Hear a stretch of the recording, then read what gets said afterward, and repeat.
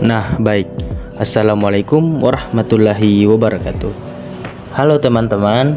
Nah, pada kesempatan kali ini saya akan membahas tentang psikologi perkembangan remaja. Nah, khususnya pada materi konsep diri. Nah, yang dimana konsep diri ini sangat penting karena berkaitan dengan bagaimana seorang individu mengenal, memahami, dan menilai dirinya sendiri sejak masa remaja hingga berkembang menjadi dewasa. Nah, yang dimana konsep diri ini adalah bagian dari materi mata kuliah psikologi perkembangan remaja,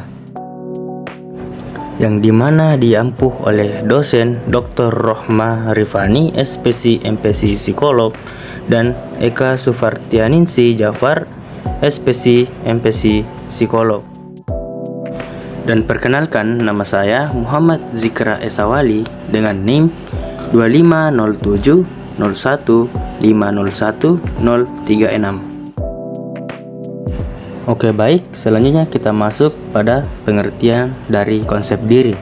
Nah, secara sederhananya, konsep diri adalah persepsi dan evaluasi seorang terhadap dirinya sendiri, yang dimana bagaimana kita melihat diri kita. Apakah kita merasa mampu, percaya diri, atau justru sebaliknya? Nah, konsep diri ini tidak hanya satu aspek saja, tetapi mencakup berbagai bidang seperti akademik, sosial, emosional, dan juga fisik. Nah, selain itu, konsep diri juga tidak terbentuk secara tiba-tiba, tetapi dipengaruhi oleh pengalaman hidup dan lingkungan sekitar, seperti keluarga, teman, dan interaksi sosial sehari-hari. Adapun definisi menurut para tokoh tentang konsep diri. Nah, yang pertama itu ada Santrok, yang dimana konsep diri adalah evaluasi individu terhadap dirinya dalam berbagai aspek kehidupan, seperti akademik, sosial, dan emosional. Nah, yang kedua adalah menurut Papalia dan kawan-kawan. Nah, yang dimana konsep diri merupakan gambaran menyeluruh tentang diri seseorang yang mencakup kemampuan, karakteristik, sikap, dan nilai yang dimilikinya. Nah, yang ketiga itu adalah menurut Carl Rogers, di mana konsep diri terdiri dari dua bagian utama, yaitu real self atau diri yang sebenarnya, dan ideal self, yaitu diri yang diharapkan atau diinginkan. Nah, jika kedua hal ini seimbang, maka individu akan merasa lebih percaya diri dan merasa bahagia. Nah, selanjutnya adalah faktor-faktor yang mempengaruhi perkembangan remaja. Nah, yang pertama adalah keluarga. Nah, keluarga merupakan lingkungan pertama bagi seorang remaja, sehingga cara orang tua mendidik, memberi dukungan, atau bahkan kritik sangat berpengaruh terhadap konsep diri remaja. Nah, yang kedua adalah teman sebaya, yang dimana lingkungan pertemanan dapat mempengaruhi bagaimana cara seseorang menilai dirinya. Nah, misalnya itu melalui penerimaan atau penolakan dari temannya. Nah, yang ketiga adalah lingkungan sosial, di mana norma dan budaya di masyarakat juga ikut membentuk cara individu memandang dirinya. Dan yang keempat adalah media sosial. Nah, saat ini media sosial sangat berpengaruh karena sering menjadi tempat perbandingan diri dengan orang lain. Dan yang terakhir adalah pengalaman pribadi. Nah, dari pengalaman pribadi, yaitu seperti pengalaman sukses maupun kegagalan, akan membentuk bagaimana seseorang melihat kemampuan dari dirinya sendiri. Oke, baik, selanjutnya kita masuk ke jenis-jenis konsep diri. Nah, konsep diri ini terbagi menjadi dua, yaitu konsep diri positif dan negatif. Nah, secara singkatnya, individu dengan konsep diri positif cenderung percaya diri dan menerima dirinya. Sedangkan konsep diri negatif ditandai dengan rasa rendah diri dan ketergantungan pada penilaian orang lain. Nah, adapun teori perkembangan remaja. Nah, yaitu yang pertama, teori psikososial dari Erik Erikson. Nah, menurut Erik Erikson, Remaja berada pada tahap perkembangan psikososial yang disebut dengan identity versus role confusion. Nah, pada tahap ini, individu mulai mencari dan membentuk jati dirinya melalui eksplorasi nilai, peran, dan tujuan hidup. Nah, jika proses ini berhasil, maka akan terbentuk identitas diri yang jelas dan konsep diri yang positif. Namun, jika gagal, remaja dapat mengalami kebingungan identitas yang berdampak pada konsep diri yang tidak stabil. Nah, dan yang kedua adalah teori status identitas dari James Marcia. Nah, James Marcia ini mengembangkan teori dari Erikson dengan menjelaskan bahwa pembentukan identitas itu dipengaruhi oleh dua aspek utama, yaitu eksplorasi dan komitmen. Berdasarkan kedua aspek tersebut, Marcia membagi identitas menjadi 4 status. Nah, yang pertama adalah identity achievement, yang dimana menunjukkan individu yang telah mengeksplorasi dan memiliki komitmen yang jelas. Nah, yang kedua adalah moratorium, adalah kondisi ketika individu masih dalam proses pencaharian. Yang ketiga adalah forced closure. Ini terjadi ketika individu memiliki komitmen tanpa eksplorasi.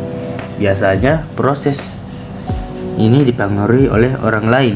Nah, sedangkan yang keempat yaitu diffusion, yang dimana menunjukkan tidak adanya eksplorasi maupun komitmen. Nah, selanjutnya kita masuk pada bagian hasil wawancara. Nah, dari hasil wawancara pada responden pertama yang sudah dikaitkan dengan teori. Nah, teori yang pertama adalah dari psikososial Erik Erikson. Nah, responden ini berada pada tahap identity versus role confusion, yang dimana ditandai dengan upaya aktif dalam mengintegrasikan berbagai pengalaman diri menjadi identitas yang koheren. Namun, responden belum mencapai integrasi tersebut dan terlihat dari inkonsistensi persepsi diri dan ketergantungan pada validasi eksternal. Nah, jika dianalisis lebih spesifik menggunakan pendekatan James Marcia, responden ini termasuk dalam status moratorium, yaitu kondisi di mana individu berada dalam fase eksplorasi intens tanpa komitmen identitas yang jelas. Kondisi ini bukan merupakan kegagalan, melainkan fase kritis dalam pembentukan identitas.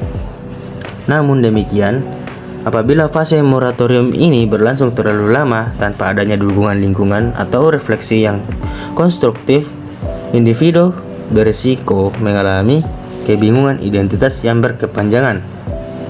Sebaliknya, jika proses eksplorasi ini difasilitasi dengan baik, maka individu berpotensi mencapai identity achievement, yaitu kondisi di mana identitas telah terbentuk secara lebih matang dan stabil.